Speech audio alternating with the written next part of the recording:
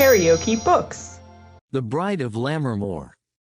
Written by Walter Scott. Audiobook. Chapter 12. Now dame, quoth he, je vous dis sans doute.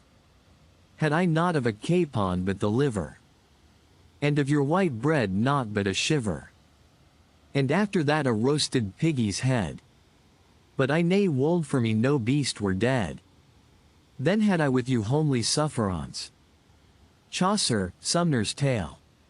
It was not without some secret misgivings that Caleb set out upon his exploratory expedition. In fact, it was attended with a treble difficulty.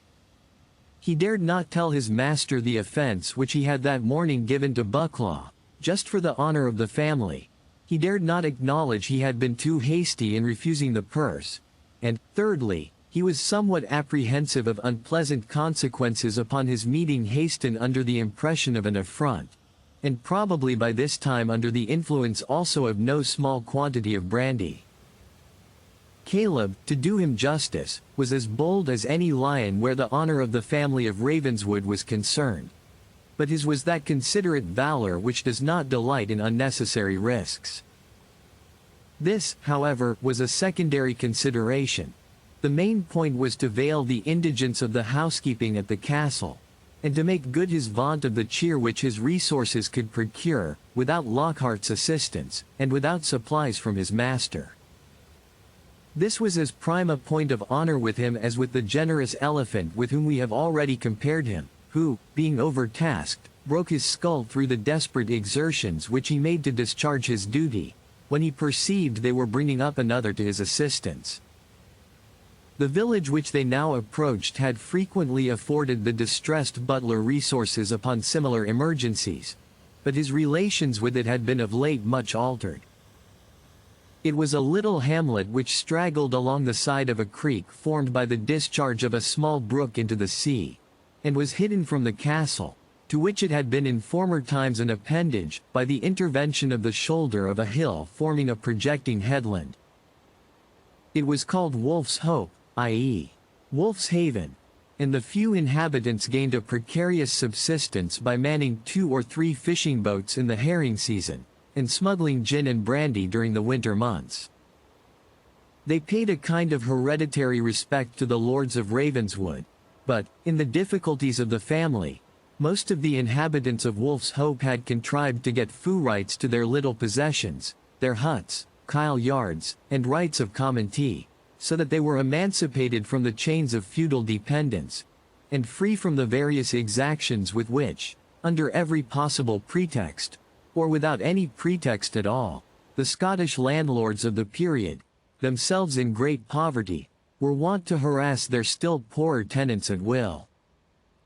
They might be, on the whole, termed independent, a circumstance peculiarly galling to Caleb, who had been wont to exercise over them the same sweeping authority in levying contributions which was exercised in former times in England, when the royal purveyors, sallying forth from under the Gothic portcullis to purchase provisions with power and prerogative, instead of money, brought home the plunder of 100 markets, and all that could be seized from a flying and hiding country, and deposited their spoil in 100 caverns.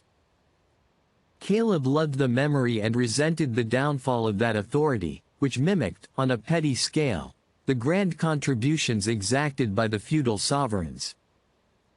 And as he fondly flattered himself that the awful rule and right supremacy, which assigned to the barons of Ravenswood the first and most effective interest in all productions of nature within 5 miles of their castle, only slumbered, and was not departed forever, he used every now and then to give the recollection of the inhabitants a little jog by some petty exaction.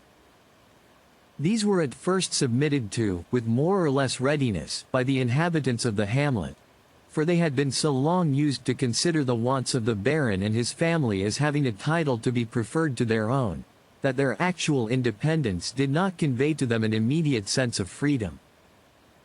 They resembled a man that has been long fettered, who, even at liberty, feels in imagination the grasp of the handcuffs still binding his wrists. But the exercise of freedom is quickly followed with the natural consciousness of its immunities, as the enlarged prisoner, by the free use of his limbs, soon dispels the cramped feeling they had acquired when bound. The inhabitants of Wolf's Hope began to grumble, to resist, and at length positively to refuse compliance with the exactions of Caleb Balderstone. It was in vain he reminded them that when the 11th Lord Ravenswood, called the Skipper, from his delight in naval matters, had encouraged the trade of their port by building the pier, a bulwark of stones rudely piled together, which protected the fishing boats from the weather, it had been matter of understanding that he was to have the first stone of butter after the calving of every cow within the barony, and the first egg, thence called the Monday's egg, laid by every hen on every Monday in the year. The Foyars heard and scratched their heads, coughed, sneezed, and being pressed for answer, rejoined with one voice. They could not say, the universal refuge of a Scottish peasant when pressed to admit a claim which his conscience owns, or perhaps his feelings, and his interest inclines him to deny. Caleb, however, furnished the notables of Wolf's Hope with a note of the requisition of butter and eggs, which he claimed as arrears of the aforesaid subsidy, or kindly aid, payable as above mentioned, and having intimated that he would not be averse to compound the same for goods or money, if it was inconvenient to them to pay in kind, left them, as he hoped, to debate the mode of assessing themselves for that purpose. On the contrary, they met with a determined purpose of resisting the exaction, and were only undecided as to the mode of grounding their opposition, when the cooper, a very important person on a fishing station, and one of the conscript fathers of the village, observed, that their hens had caickled mony a day for the lords of Ravenswood, and it was time they sold caickel for those that gave them roosts and barley. An unanimous grin intimated the assent of the assembly. And, continued the orator, if it's your wull, I'll just talk a step as far as Doons for Davy Dingwall, the writer, that's come frae the north to settle amang us, and he'll pit this job to rights, I's warrant him. A day was accordingly fixed for holding a grand palaver at Wolf's Hope on the subject of Caleb's requisitions, and he was invited to attend at the hamlet for that purpose. He went with open hands and empty stomach, trusting to fill the one on his master's account and the other on his own score, at the expense of the Foyars of Wolf's Hope. But, death to his hopes. As he entered the eastern end of the straggling village, the awful form of Davy Dingwall, a sly, dry, hard-fisted, shrewd country attorney, who had already acted against the family of Ravenswood, and was a principal agent of Sir William Ashton, trotted in at the western extremity, best riding a leathern portmanteau stuffed with the food charters of the hamlet, and hoping he had not kept Mr. Balderstone waiting, as he was instructed and fully empowered to pay or receive, compound or compensate, and, in fine, to age as accords respecting all mutual and unsettled claims whatsoever, belonging or competent to the Honourable Edgar Ravenswood, commonly called the Master of Ravenswood. The Right Honourable Edgar Lord Ravenswood, said Caleb, with great emphasis, for, though conscious he had little chance of advantage in the conflict to ensue, he was resolved not to sacrifice one jot of honour.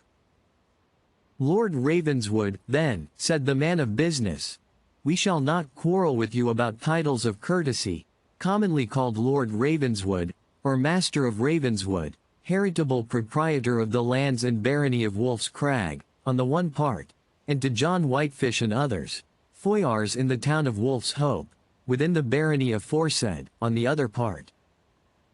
Caleb was conscious, from sad experience, that he would wage a very different strife with this mercenary champion than with the individual Foyars themselves, upon whose old recollections, predilections, and habits of thinking he might have wrought by 100 indirect arguments, to which their deputy representative was totally insensible. The issue of the debate proved the reality of his apprehensions. It was in vain he strained his eloquence and ingenuity, and collected into one mass all arguments arising from antique custom and hereditary respect, from the good deeds done by the lords of Ravenswood to the community of Wolf's Hope in former days, and from what might be expected from them in future. The writer stuck to the contents of his food charters. He could not see it. 'Twas not in the bond. And when Caleb, determined to try what a little spirit would do, deprecated the consequences of Lord Ravenswood's withdrawing his protection from the borough, and even hinted in his using active measures of resentment, the man of law sneered in his face. His clients, he said, had determined to do the best they could for their own town, and he thought Lord Ravenswood, since he was a lord, might have enough to do to look after his own castle. As to any threats of Stuthrieff oppression, by rule of thumb, or via facti, as the law termed it, he would have Mr. Balderstone recollect, that new times were not as old times, that they lived on the south of the Forth, and far from the Highlands, that his clients thought they were able to protect themselves. But should they find themselves mistaken, they would apply to the government for the protection of a corporal in 4 red coats, who, said Mr. Dingwall, with a grin, would be perfectly able to secure them against Lord Ravenswood, and all that he or his followers could do by the strong hand.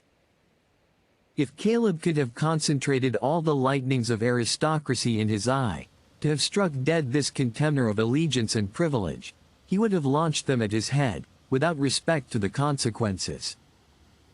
As it was, he was compelled to turn his course backward to the castle, and there he remained for full half a day invisible and inaccessible even to my sea, sequestered in his own peculiar dungeon, where he sat burnishing a single pewter plate and whistling Maggie Lauder, 6 hours without intermission.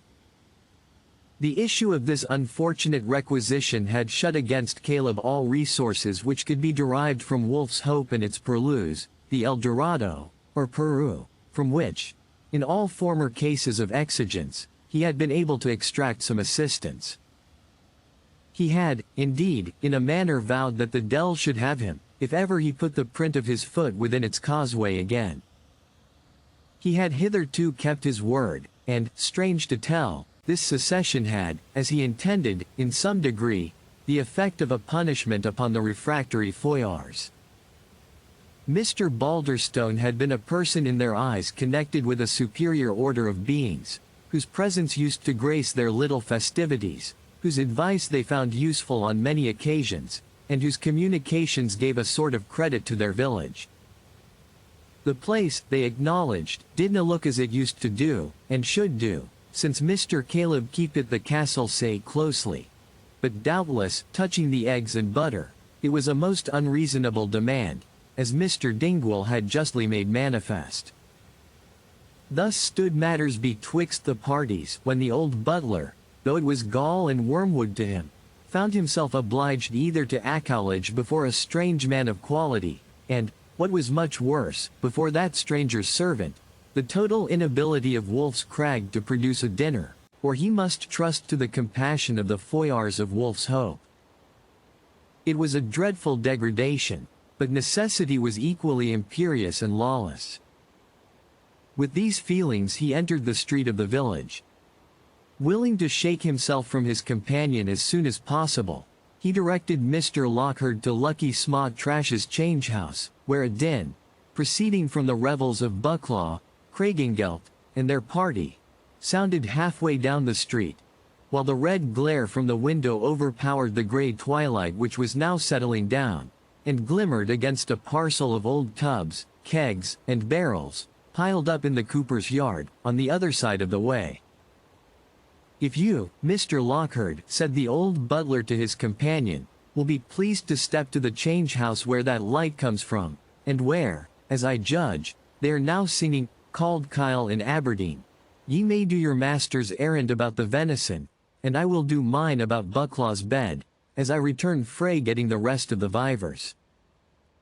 It's know that the venison is actually needfa," he added, detaining his colleague by the button, "to make up the dinner. But as a compliment to the hunters, ye ken. And, Mr. Lockhart, if they offer ye a drink o' yill, or a cup o' wine, or a glass o' brandy, ye'll be a wise man to take it, in case the thunner should hae soured ours at the castle. Wilk is o'er muckle to be dreaded." He then permitted Lockhart to depart, and with foot heavy as lead, and yet far lighter than his heart, stepped on through the unequal street of the straggling village, meditating on whom he ought to make his first attack. It was necessary he should find someone with whom old acknowledged greatness should weigh more than recent independence, and to whom his application might appear an act of high dignity, relenting at once and soothing. But he could not recollect an inhabitant of a mind so constructed. "Our Kyle is like to be called Nu too," he reflected, as the chorus of "Called Kyle in Aberdeen" again reached his ears. The minister, he had got his presentation from the late lord, but they had quarrelled about tines. The Brewster's wife, she had trusted long, and the bill was scored up, and unless the dignity of the family should actually require it, it would be a sin to distress a widow woman. None was so able, but, on the other hand, none was likely to be less willing to stand his friend upon the present occasion, than Gibbigirder, the man of tubs and barrels already mentioned, who had headed the insurrection in the matter of the egg and butter subsidy. "But comes o taking folk on the right side, I trow," quoted Caleb to himself, "and I had ance the ill hap to say he was but a Johnny new come in our town, and the carl bore the family in ill will ever since. But he married a bonny young queen, Jean Lightbody, Auld Lightbody's daughter, him that was in the steading of Lou the Dyke, and Auld Lightbody was married himself to Marion, that was about my lady in the family 40 years syne. I hae had mony a day's daffing wi, Jean's mither, and they say she bides on wi, them. The carl has Jacobus's and Georgius's baith, and Anne could get at them, and sure I am, it's doing him and honor him or his never deserved at our hand, the ungracious sumph. And if he loses by us at the jither, he is e'en cheap owed. He can spare it brawly." Shaking off irresolution, therefore, and turning at once upon his heel, Caleb walked hastily back to the cooper's house, lifted the latch without ceremony, and, in a moment, found himself behind the hallan, or partition, from which position he could, himself unseen, reconnoiter the interior of the butt, or kitchen apartment, of the mansion. Reverse of the sad ménage at the castle of Wolf's Crag, a bickering fire roared up the cooper's chimney. His wife, on the one side, in her pearlings and pudding sleeves, put the last finishing touch to her holiday's apparel, while she contemplated a very handsome and good-humored face in a broken mirror, raised upon the bink, the shelves on which the plates are disposed, for her special accommodation. Her mother, old Lucky Lou the Dyke, a canty Caroline, as was within 20 miles of her, according to the unanimous report of the comers, or gossips, sat by the fire in the full glory of a grogram gown, lammer beads, and a clean cockernony, whiffing a snug pipe of tobacco, and superintending the affairs of the kitchen.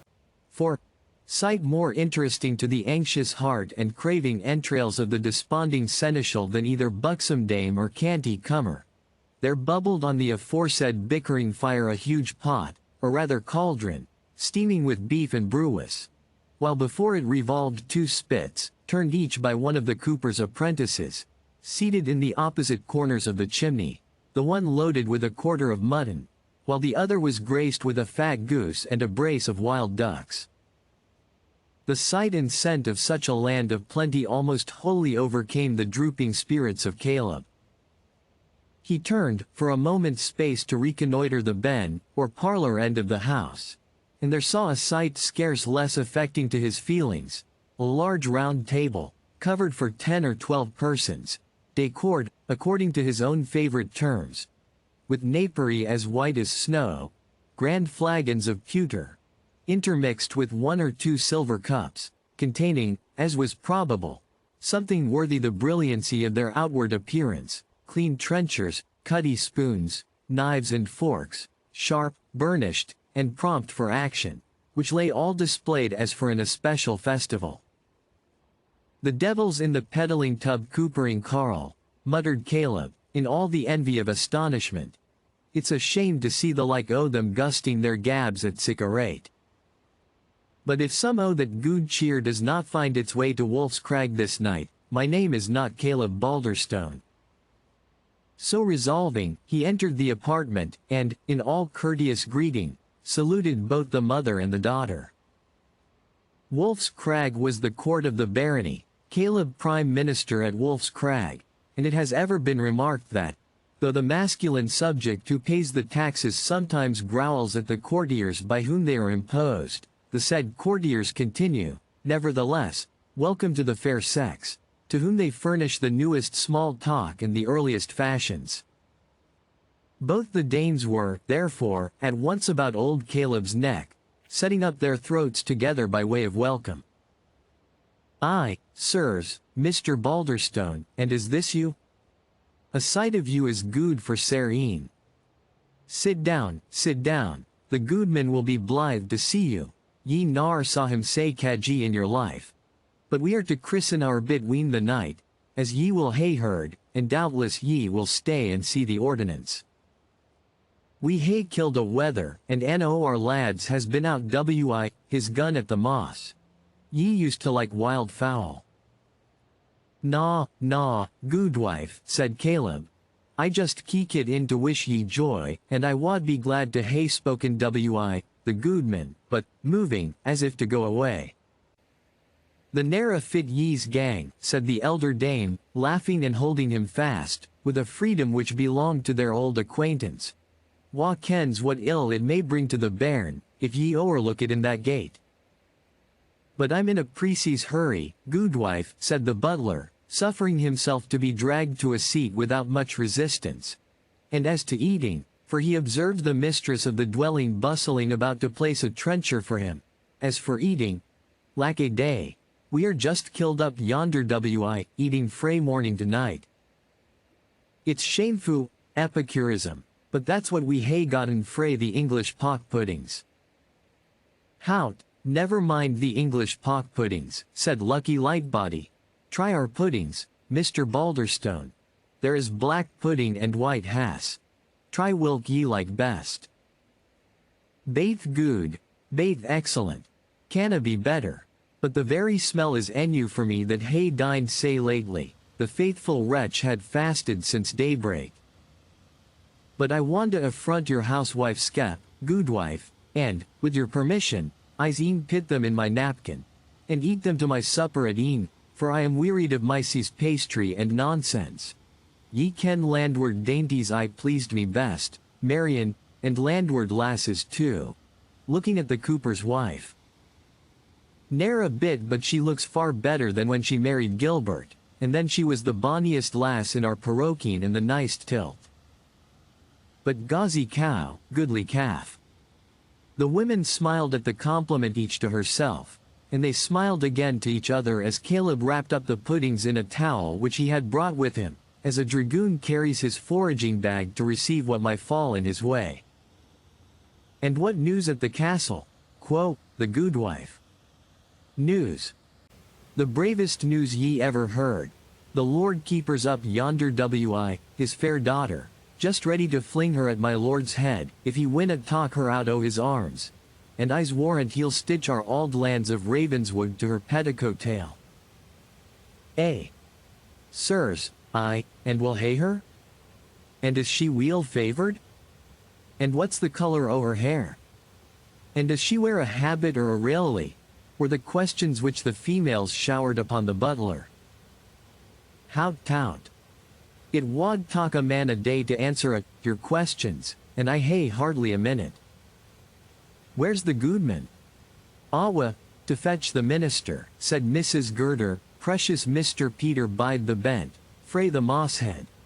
The honest man has the rheumatism lying in the hills in the persecution." "Aye. Whig and a mountain man, nay less," said Caleb, with a peevishness he could not suppress. "I hae seen the day, Lucky, when worthy Mr. Kifcushion and the service book would hae served your turn, to the elder dame, or ony honest woman in like circumstances." "And that's true too," said Mrs. Lightbody, "but what can a body do? Jean mon baith sing her psalms and busk her cockernany the gate the goodman likes, and nae ither gate.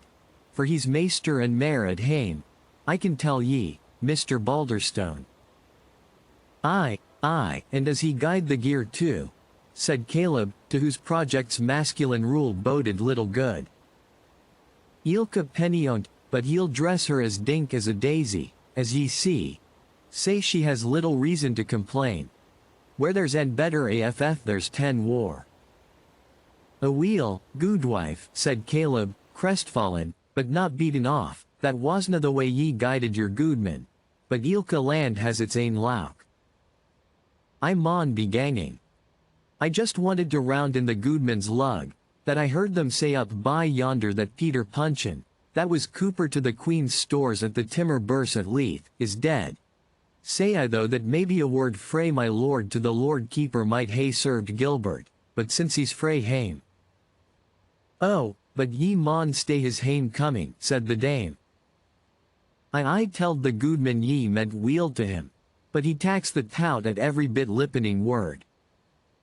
Aweel, I'll stay the last minute I can. And so, said the handsome young spouse of Mr. Girder, ye think this Miss Ashton is weel favoured? Troth, and say should she, to set up for our young lord, with a face and a hand, and a seat on his horse, that might become a king's son. They ken that he aye glowers up at my window, Mr. Balderstone, when he chances to ride thro' the town.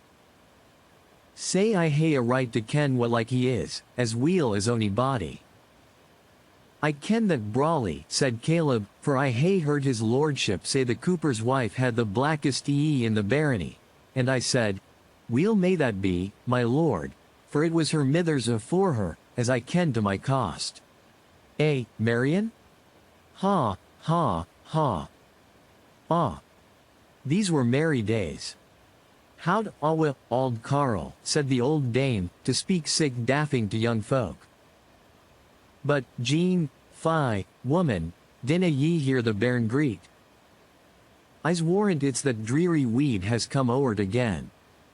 Up got mother and grandmother, and scoured away, jostling each other as they ran, into some remote corner of the tenement, where the young hero of the evening was deposited. When Caleb saw the coast fairly clear, he took an invigorating pinch of snuff, to sharpen and confirm his resolution. Called be my cast, thought he, if either bide the bent or girder taste that broach of wild fowl this evening. And then addressing the eldest turnspit, a boy of about 11 years old, and putting a penny into his hand, he said, here is 12 pennies, my man. Carry that o'er to Mrs. Smaytrash, and bid her fill my mill wi, snishing, and I'll turn the broche for ye in the meantime. And she will gie ye a gingerbread snap for your pains. No sooner was the elder boy departed on this mission than Caleb, looking the remaining turnspit gravely and steadily in the face, removed from the fire the spit bearing the wild fowl of which he had undertaken the charge, clapped his hat on his head, and fairly marched off with it. He stopped at the door of the change house only to say, in a few brief words, that Mr. Haston of Bucklaw was not to expect a bed that evening in the castle. If this message was too briefly delivered by Caleb, it became absolute rudeness when conveyed through the medium of a suburb landlady. And Bucklaw was, as a more calm and temperate man might have been, highly incensed. Captain Craigengelt proposed, with the unanimous applause of all present, that they should course the old fox, meaning Caleb, ere he got to cover, and toss him in a blanket. But Lockhart intimated to his master's servants and those of Lord Biddlebrains, in a tone of authority, that the slightest impertinence to the master of Ravenswood's domestic would give Sir William Ashton the highest offence. And having so said, in a manner sufficient to prevent any aggression on their part, he left the public house, taking along with him 2 servants loaded with such provisions as he had been able to procure, and overtook Caleb just when he had cleared the village. If you liked what you heard, please subscribe to the channel.